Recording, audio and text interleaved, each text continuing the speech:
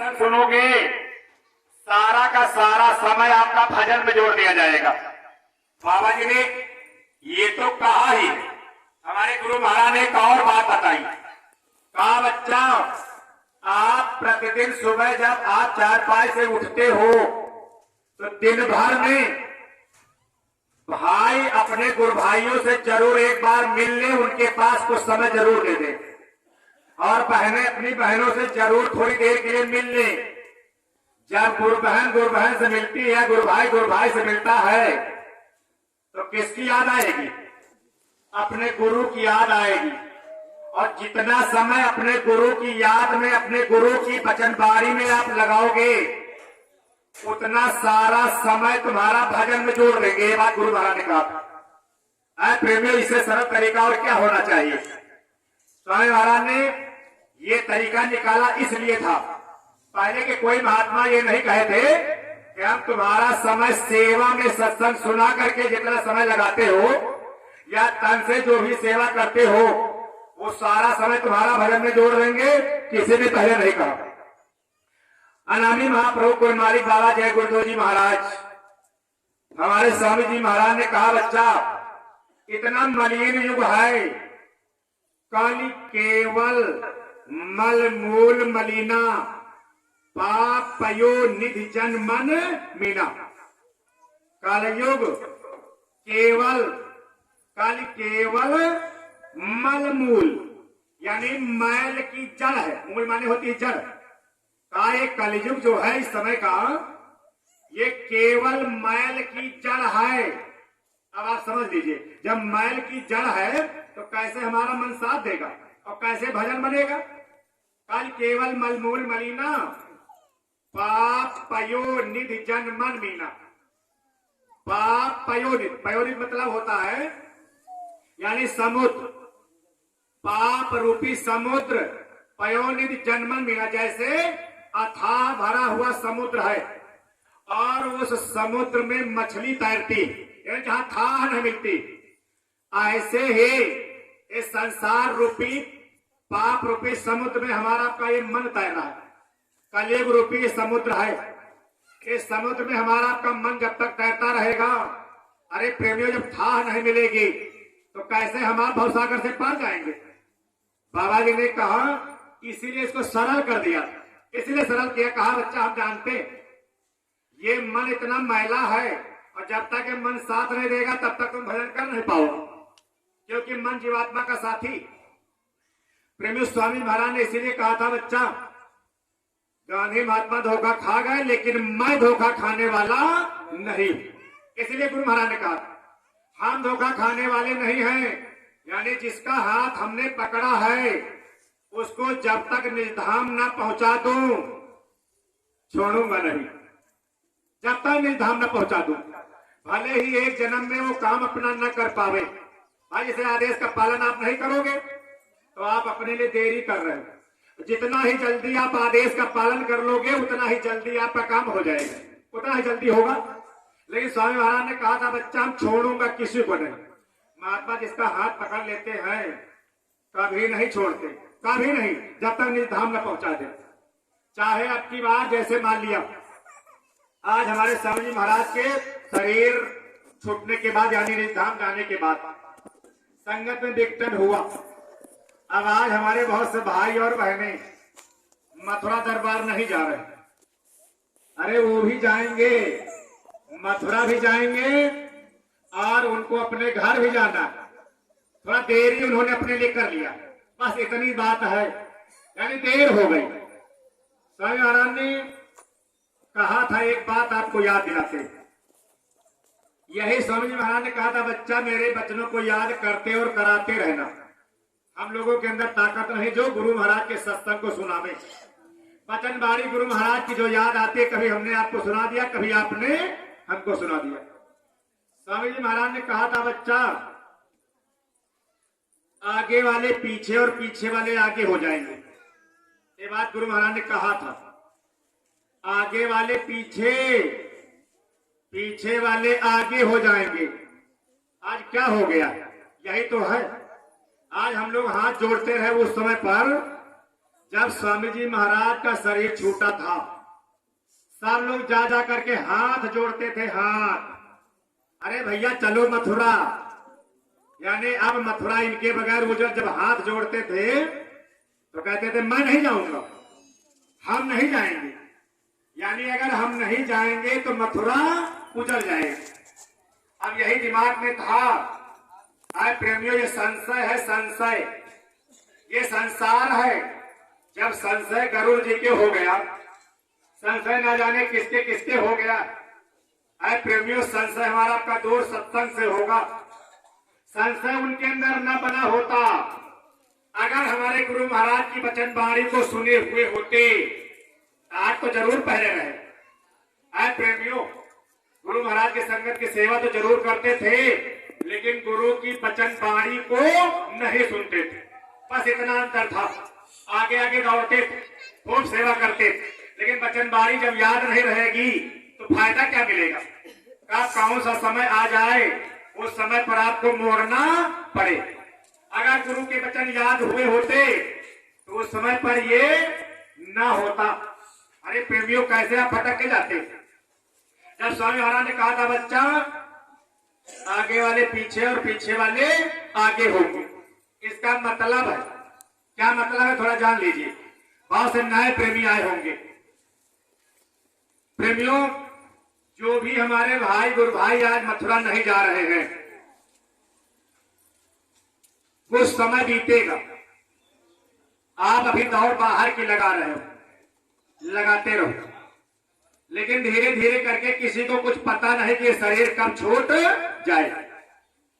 अभी नहीं जाओगे, जब तुम्हारा शरीर छूटेगा, छूटने के बाद जो हमारी माताएं बहनें मथुरा जा रही है इस समय पर, उन्हीं के गर्भ से बच्चा बन करके इस संसार में फिर आओगे।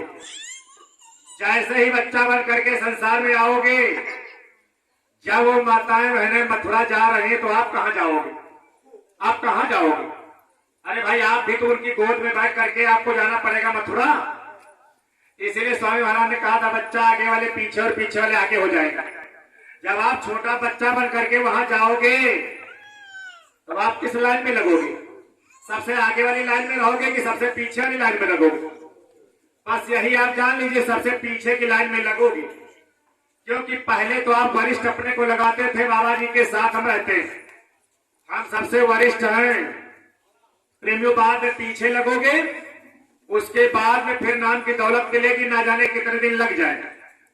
और अगर आपका मन फिर धोखा दे दिया तो फिर पीछे लग जाओगे, ना जाने कितने आपको जन्म लेना पड़े। लेकिन बाबा जी ने कहा था छोड़ूंगा नहीं। आप चाहे जहां चले जाओ, चाहे कितने जन्म लेना पड़े। स्वामी महाराज कहते थे महात्मा 4 जन्मों तक ठेका लिए रहते। अगर उसके बाद भी आप अर्धे में नहीं आए, यानी उनके आदेश का पालन नहीं किया, तो जो आगे महात्मा आते हैं उनके हाथ पकड़ा लेते। कभी महात्मा छोड़ते नहीं। ऐसे जैसे आपका बेटा कहीं बिछुड़ गया हो, अब पुनः दोबारा फिर मिल गया हो। अगर दोबारा पुनः फिर तुम्हारा बेटा बिछुड़ा हुआ अगर मिल गया, इतनी मजबूती से हाथ पकड़ोगे कि अब की ये मेले में छूटने न पाए। ऐसे ही महात्माओं के द्वारा हम लोग छूटे हुए, बिछुड़े हुए। स्वामी महाराज ने कहा बच्चा, जब महात्मा एक बार आपको पकड़ते हैं फिर कभी छोड़ते नहीं। दोबारा काल की जाल में आपको नहीं जाने देंगे, लेकिन रखेंगे आपको इसी काल के जाल में। क्योंकि काल की जाल है, और काल की जाल में ही महात्मा भी आ जाते हैं। इन्हीं से स्वामी महाराज ने कहा था बच्चा, जैसे वो काल प्रभु ने तुमको बख्शीश में ये शरीर दिया है और कहा भजन कर लेना, उसी मालिक से मैंने भी ये शरीर लिया है। आए प्रेमियों, लेकिन वो आए हैं, गुरु महाराज ने कहा हमने अपना काम कर लिया है, आपने अभी अपना काम नहीं किया। आपने अपना काम नहीं किया, हमने कर लिया है। आज अपने गुरु के आदेश पर उस घर का भेद बताने रहे, स्वामी महाराज बता रहे। अरे प्रेमियों, 60 साल तक बताया आज हमारे हुजूर महाराज जी, बाबा पंकज जी महाराज आपको दुनिया वालों को घर ले जाने के लिए ये भेद बता रहे। 82 दिन रहे राजस्थान में, हरियाणा में और दिल्ली में। यानी कार्यक्रमों को किया। उसके बाद अभी 77 दिन तक भ्रमण किए पूज्य महाराज जी। गुजरात, महाराष्ट्र, मध्य प्रदेश, कर्नाटक, इन प्रांतों का दौरा किया और नए नए जीवों को नाम की दौलत दिया, बख्शीश में लुटाया। महात्मा इस नाम की दौलत को लुटाते हैं निःशुल्क, पैसा नहीं पड़ता। अगर पैसे से नाम की दौलत मिलती खरीदने से, तो बड़े बड़े सेठ साहूकार इस नाम की दौलत को खरीद लिए होते, बेचारे गरीब तबके के लोग रह गए होते। प्रेमियों, नाम की दौलत को बेचते नहीं है महात्मा, रुपए पैसे से नहीं। लेकिन प्रेमियों, किसी किसी के अंदर हो सकता है दिमाग में ये बात आ जाए कि आखिर जब पैसा नहीं लेते महात्मा तो सेवा सेवा क्यों चिल्लाया करते हैं चुप्पेदार। इस सेवा का भी कुछ रहस्य है। सेवा का मतलब ये है तन सेवा, धन सेवा, मन सेवा। ये सेवाएं महात्मा लगा देते हैं। आपके इस शरीर से अगर कोई पाप कर्म हो जाते हैं तो महात्मा सेवा आपके शरीर से करा लेते हैं, आपके तन के पाप कर्मों को खत्म कर देते हैं। महात्मा इस संसार से सारा हिसाब करा देते हैं। अगर आपका जरा सा किसी का हिसाब बाकी रह गया तो आप चाहे जितना पुजारी हो, भवसागर से पार कभी नहीं जाओ। बाबा जी ने कहा एक दाना भी किसी का रह गया लेन देन में, अगर आपके ऊपर कर्जा हो, चाहे आपका एक दाना किसी दूसरे के ऊपर रह जाए, तब भी आप भवसागर से पार नहीं जाओ। आपको इसी संसार में फिर आना पड़ेगा। बाबा जय गुरुदेव जी महाराज कहते थे, बच्चा इसका हिसाब केवल महात्मा करा पाते, महात्माओं के द्वारा ही इसका हिसाब होता है।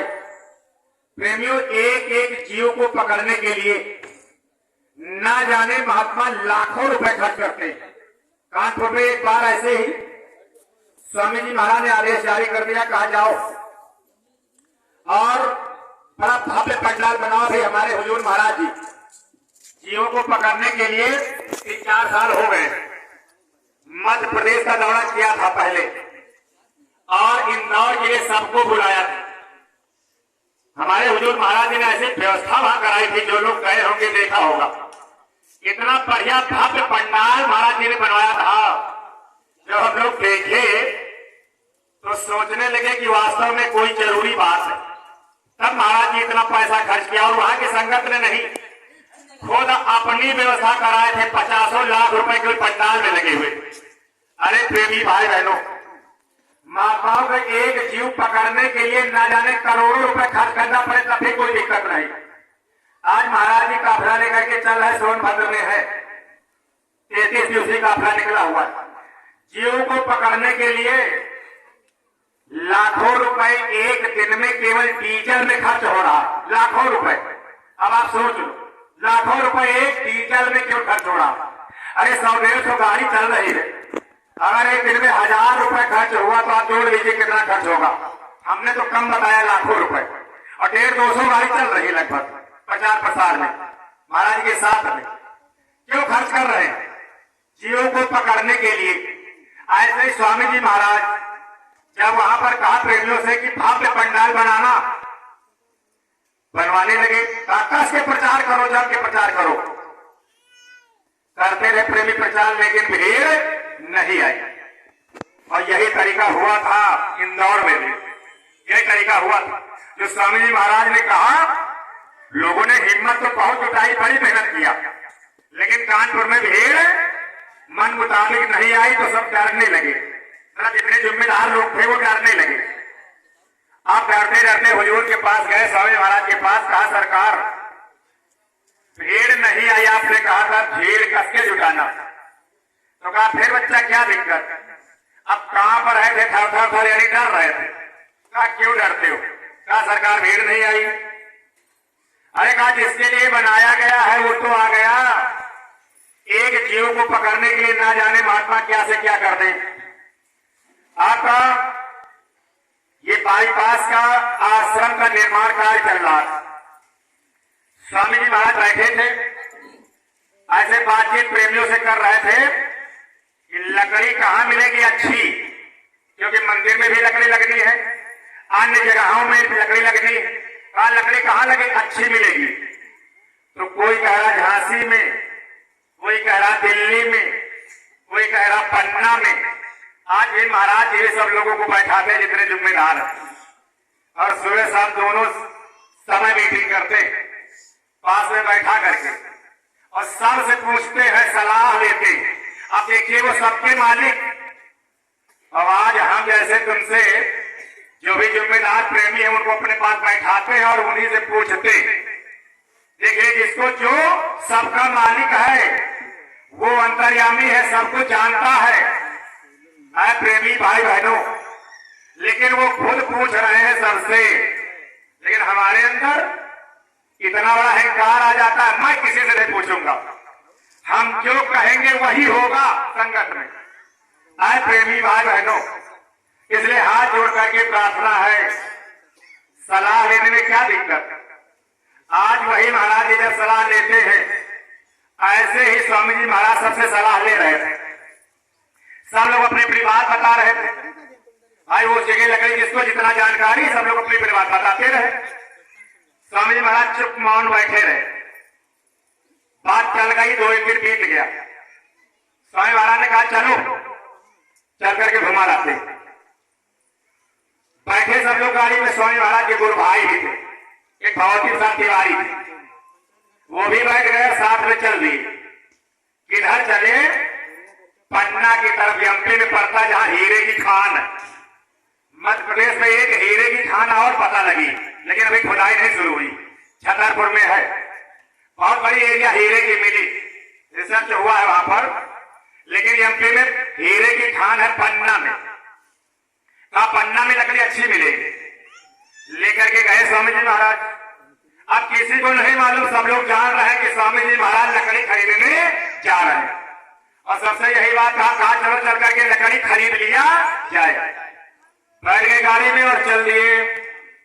चले जा रहे हैं तो लकड़ी की ढेरियां जहां दुकानें लगी हुई थी, वहां पर अब एक जब दुकान मिली, नहीं रुके स्वामी जी महाराज, फिर दूसरी दुकान मिली, नहीं रुके, फिर तीसरी दुकान मिली।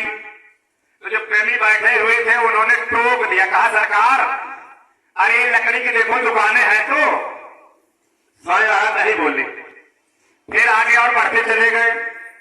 फिर टोका, कहा सरकार ये लकड़ी की दुकानें निकली जा रही हैं।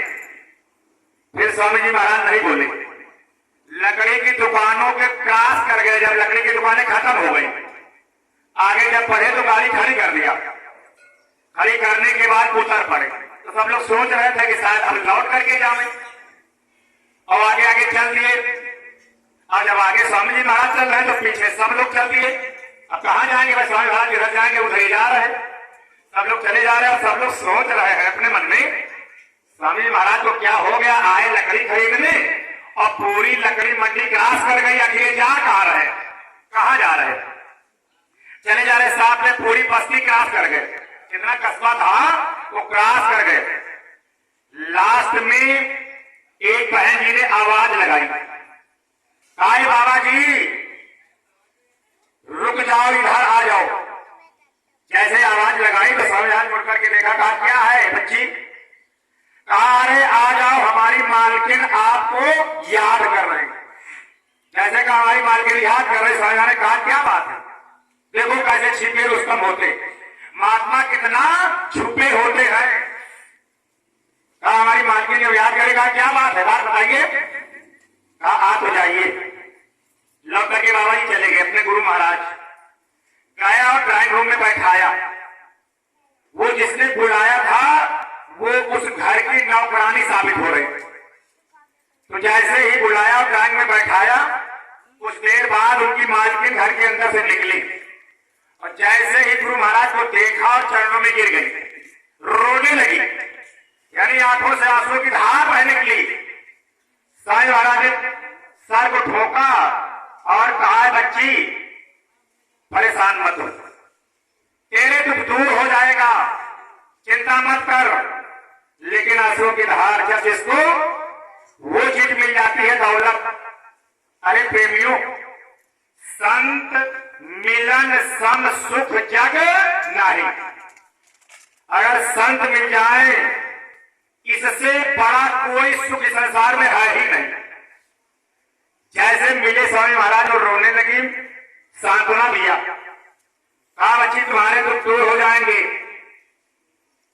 उस बहन ने बताया, कहा सरकार 1 सप्ताह से हमको स्वप्न हो रहा था कि बाबा जी एक आप जैसे हैं और वो कह रहे हैं कि बच्ची हम तुम्हारे घर आएंगे और तुम दर्शन कर लेना, तुम्हारा दुख दूर हो जाएगा। 1 सप्ताह से। लेकिन हम तो ये समझ रहे थे कि स्वप्न झूठा होता है, स्वप्न सच्चा नहीं होता है, इसलिए हम नजरअंदाज कर देते थे। लेकिन आज की रात में शाम को ही जैसे नींद लगी वैसे ही हमसे कहा आप आए हो और आपने कहा है बच्ची कल मैं घर तुम्हारे दरवाजे से निकलूंगा, तुम दर्शन कर लेना। तभी से हमारे चिंतन और बढ़ गया। सुबह से ही अपनी इस बच्ची को लगा दिया बहन को, इसलिए लगाए हुए थे और आप ही आए थे। भली भाग चेहरे को हम पहचानते। स्वामी महाराज मुस्कुराए और सर नीचे कर लिए, बड़ी भावभीनी विदाई दिया। विदाई देकर के गुरु महाराज को विदा किया। स्वामी महाराज चल दिए और साथ में जो प्रेमी भी बैठे थे वो भी चल दिए। जब चले जा रहे हैं रास्ते रास्ते और गाड़ी में बैठ लिए, सब लोग बैठ गए। गाड़ी मोड़ करके अब सोच रहे कि हो सकता है स्वामी जी महाराज अब लकड़ी खरीदे। सारी लकड़ियों की दुकानों को क्रॉस कर गए। जैसे आगे क्रॉस कर गए, कहा सरकार लकड़ी आपने कहा था लकड़ी खरीदेगी, लकड़ी नहीं खरीदा। तो कहा लकड़ी मिल तो वही। प्रेमियों महात्मा इस तरीके से लकड़ी को प्राप्त करते हैं, ऐसे जीवों को प्राप्त करते हैं। एक एक जीव को स्वामी जी महाराज पकड़ने के लिए ना जाने कितने कितने रुपए लगा देते हैं महात्मा। वाक्य याद आ जाते हैं, आपको याद करा देते हैं। स्वामी महाराज बैठे हुए थे, वही आश्रम निर्माण चल रहा था, मंदिर का निर्माण। स्वामी महाराज बैठे हुए थे, इसलिए गुरु महाराज कोई बात छोड़ी नहीं है जो हम आपको बताया ना। लेकिन हम आप भूलेंगे, रास्ता हमारा भटकेगा कब? जब गुरु के वचन हमको याद नहीं रहेंगे तब। अगर गुरु के वचन हम आपको याद रहे तो हम आप भटकेंगे नहीं। इसलिए स्वामी महाराज ने कहा था बच्चा यही वचन तुम्हारी कवच बन करके रक्षा करेंगे, कवच बन करके रक्षा करेंगे। अगर वचन भूल गए, आज संगत में दिक्कत जो हुआ है वचन भूलने से ही। लेकिन एक बात और है, वचन भूलने से तो विघटन हुआ है, लेकिन महात्माओं की बगैर मौज के गुरु महाराज कहते थे बच्चा बगैर मेरी मौज के एक पत्ता भी नहीं हिलता है। इसमें भी तो मालिक की मौज ही रही, तब तो ऐसा हुआ। अगर मालिक की मौज न हुई होती तो ऐसा कभी न होता। कारण है इसका, महात्माओं के दरबार से जब भीड़ भगना शुरू होती है तो उसका मतलब कुछ होता है। मतलब का मतलब ये है, देखो स्वामी महाराज अपने समय में भीड़ जुटाते रहे। अब जब वहां जगह नहीं रह गई तो अब महाराज जी आ गए। जो नए जीव को महात्माओं का काम होता है ये नहीं कि पुरानों को एक बार पकड़ लिया बस फुर्सत है। उनका तो जीवन भर जब तक श्वास तन में रहती है तब तक उनका काम है नए जीवों को पकड़ना। महाराज जी बार बार हाथ जोड़ करके प्रार्थना करते हर सत्संगी बहनों और भाइयों से कि आप लोग अपने रात रिश्तेदार दोस्त मित्रों को सबको ले आओ, आगे समय बहुत खराब है। प्रेमियों महाराज जी का यही उद्देश्य। अब महाराज जी नए जीवों को जो ला रहे हैं उनको कहाँ बैठाते? अगर रिटर्न नहीं हुआ होता तो कैसे बैठाते वहां पर? क्योंकि वो जगह जब खाली नहीं होगी तो लोग कहाँ बैठेंगे? बस यही मेन उद्देश्य था, महात्माओं का यही उद्देश्य होता है। भाई जहाँ पर भीड़ जुटा लेते हैं उसके बाद में उस भीड़ को खाली करते हैं। अब वो तो रजिस्टर, उनके रजिस्टर में नाम तो उनका नोट हो गया। अब कह दिया तुम जाओ घूमो जा करके, भाई आपका एडमिशन हो गया, आप घूमो जा करके, आपको दे दिया, नाम की दौलत दे दिया, कहा जाओ इसका समरण ध्यान करो जा करके। आप तुम चाहे जहां चले जाओ भाग करके, लेकिन लौट करके तुमको आना पड़ेगा। स्वामी महाराज ने कहा बच्चा विश्व को शांति यहीं से मिलेगी जहां हमारे दादा गुरु महाराज बैठे हुए। विश्व को शांति यहीं से मिलेगी और दुनिया में कहीं ठिकाना तुम्हारा नहीं लगेगा। वही आश्रम का निर्माण यानी मंदिर का निर्माण चल रहा था। स्वामी महाराज बैठे थे। स्वामी महाराज ने एक बात और कहा था, बच्चा किसी का अपमान मत करना कभी भी। देखो हाथ जोड़ करके प्रार्थना है, कभी कोई गेरुआ वस्त्र पहने हो या जटा जूट रखाए हो, आपके दरवाजे पर आ जाएगा। कुछ भाई लोग कह भी देते हैं, लेकिन कहना नहीं चाहिए। भाई जिसकी जहां तक पहुंच है, आप अपने गुरु महाराज की जब मौका मिले, अवसर मिले, वो भी अवसर पा करके बात करनी चाहिए। किसी भी समाज में चले जाओ, अपने मन से फल नहीं करना चाहिए। अवसर देख करके, भगवान राम भी अवसर देख करके बात किए थे। हर जगह पर जो भी महापुरुष होते हैं वो अवसर देख करके बात करते। हमारा कभी कर्तव्य है, कहीं भी जाए जब अवसर देख ले, पहले ताव लगे सामने वाले को, आखिर इस चीज की भूख इसको है कि नहीं। हमको आपको तो जीवन भर बताते रहना है अपने गुरु महाराज की बात को, बताते रहोगे आपका भला हो जाएगा। प्रेमी भाई बहनों, लेकिन किसी का अपमान कभी मत करना, कभी भी।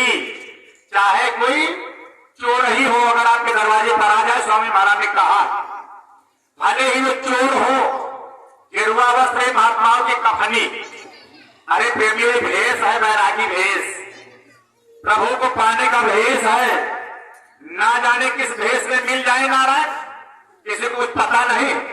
इसलिए हमको आपको कभी भी ये नहीं कहना चाहिए। बहुत लोग कह देते हैं, अरे हट्टा कट्टा हो, तुम जवान हो, कमा खा सकते हो, आज मांगने आए, भिक्षा मांगने आए। स्वामी महाराज ने कहा, अगर कोई भिक्षुक आ जाए भिक्षा मांगने के लिए तो उसको 4 दाने दे देना और हाथ जोड़ देना, बस ये कहना। लेकिन एक बात याद रखना, दान किसी को मत देना। याद कर लिए, दान और भिक्षा में बड़ा अंतर है। स्वामी महाराज ने कहा, दान मत देना, क्योंकि दान देने से आप फंस जाओगे, फंसाओ में चले जाओगे। और जब भी दान देना तो अपने गुरु को देना, अन्यत्र कहीं दान मत देना। भिक्षा तो दे देना 4 दाने, उसमें हमको आपको ये शंका करने की जरूरत नहीं। बहुत लोग कहते भी, अगर हम इनको दे देंगे, हम जानते हैं कि ये जाएगा भी और इस पैसे से शराब पिएगा, हम जान भी रहे हैं। स्वामी महाराज ने कहा, वो जाएगा, आपके गुरु का आदेश है कि कोई दरवाजे पे भिक्षुक आ जाए तो 4 दाने उसको दे देना, हमारे गुरु महाराज का आदेश। और 4 दाने दे देंगे, वो बेच करके शराब पी लेगा, हमारे पर दोष नहीं लगेगा। अगर गुरु कह दे कि बच्चा इसको नहीं देना तो हमको नहीं देना, लेकिन हमारे गुरु महाराज ने कहा, बच्चा भिक्षुक को भिक्षा दे देना।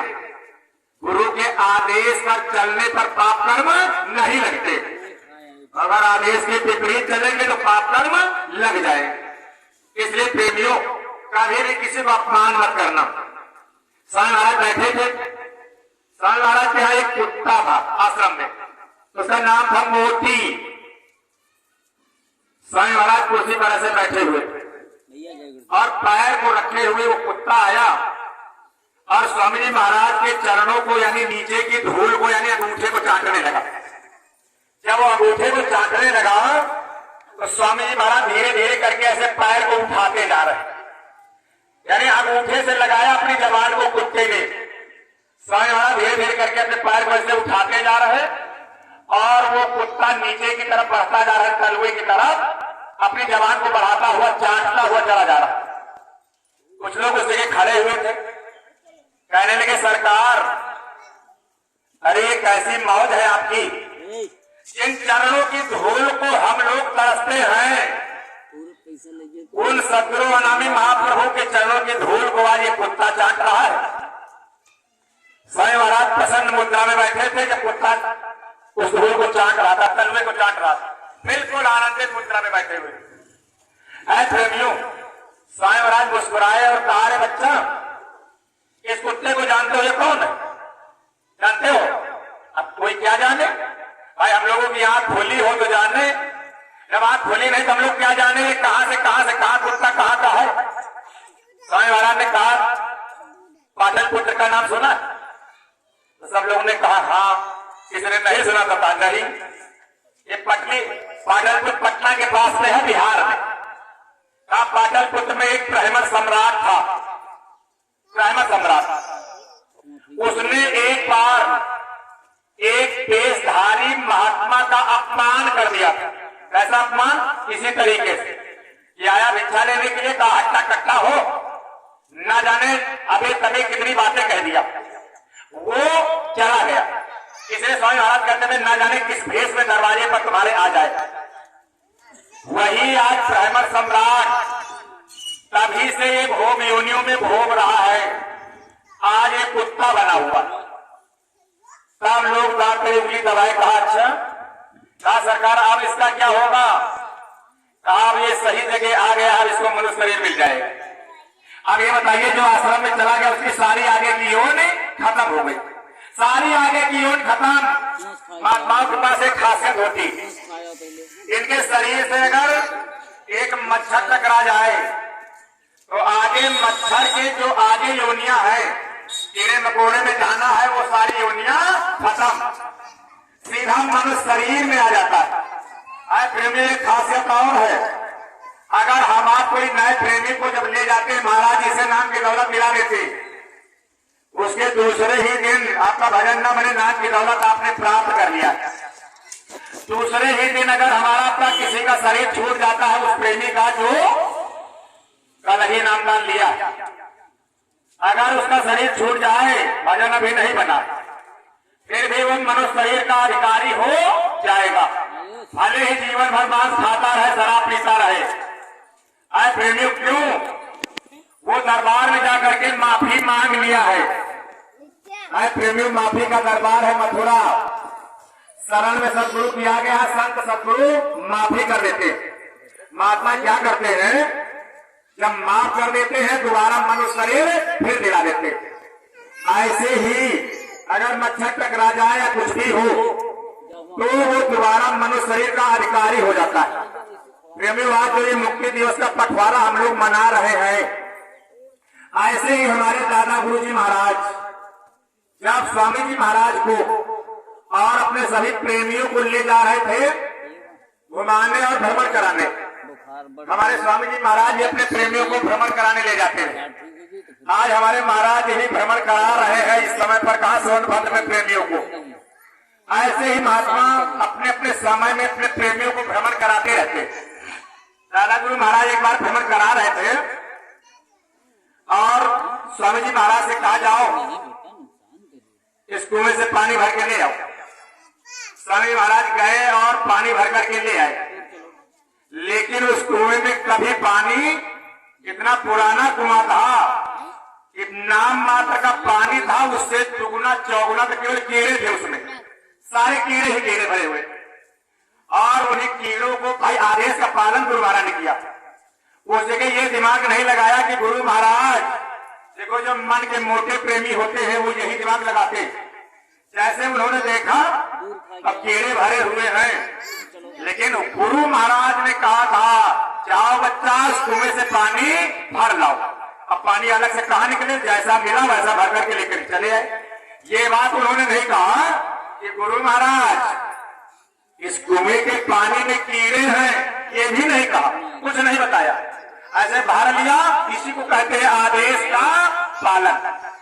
भर लिया और लेकर के चले आए। जैसे दादा गुरु महाराज ने देखा, ऐसे ही नजरों से देखते रहे, छक करके नजरों से देखा और देखने के बाद कहा जाकर के इसको छोड़ दो। देखो गुरु की दया 3 जगह से मिलती, दया की बरसात 3 जगह से होती है। जैसे प्रसाद महात्मा बनाते, महात्मा जब प्रसाद बनाते हैं एक तो जबान से चख करके बनाते हैं, कभी कभी नहीं कुछ महात्मा प्रसाद 3 तरीके से बनाते। जैसे आप कभी भोजन लेकर के गए भोग लगाने के लिए, तो क्या करते हैं, अपने उसको निकाल करके जबान से चख लेते हैं, बाकी छोड़ देते हैं। एक तो प्रसाद वो बन जाता है। कभी कभी महात्मा ऐसे नजरों से देख लेते, सामने रखा है और प्रसाद नजरों से देखते ले जाते के ले जाओ बांट दो, यानी नजरों से देख करके भी प्रसाद बना देते। एक तो चख करके, दूसरा देख करके, तीसरा प्रसाद बनाते हैं हाथ से स्पर्श करके। कभी कभी जैसी मौज महात्माओं की होती, अब तो वो जाने आखिर 3 प्रकार क्यों बना दिया, कहाँ कैसा राज होता। जैसा जैसा समय देखते हैं, जैसे युक्ति देखते हैं वैसे वो अपना देते। न जाने किसके ऊपर कौन सा पाप कर्म लगा है और उस प्रसाद को ग्रहण करके उसका भाग्य उदय हो जाए। अरे प्रेमी भाई बहनों, ऐसे दादा गुरु महाराज नजरों से देख रहे थे और देखते ही देखते कहा जाकर के उसी कुएं में छोड़ दो। अब किसी को नहीं मालूम ये क्या हो रहा। लोगों ने पूछा दादा गुरु महाराज से, सरकार आखिर ये कैसी मौज है आपकी? आपने कहा पानी ले आओ, लेकर के आओ। देखा, देखते देखते उसके बाद कहा जाके छोड़ दो। यानी आपने एक बार भी ये नहीं कहा कि इसमें केवल कीड़े ही कीड़े एक दो का पी पाएंगे। अब ये उनकी मौज थी। कहा अरे ये इनके लिए फौज तैयार कर रहा हूं, फौज। इसके लिए स्वामी महाराज को नाम लिया और कहा इनके लिए मैं फौज तैयार कर रहा हूं। वही फौज पढ़ना शुरू हो गई। फौज मतलब कितने कीड़े थे उस कुएं में, सारे कीड़े, लाखों कीड़े, करोड़ों कीड़े रहे होंगे।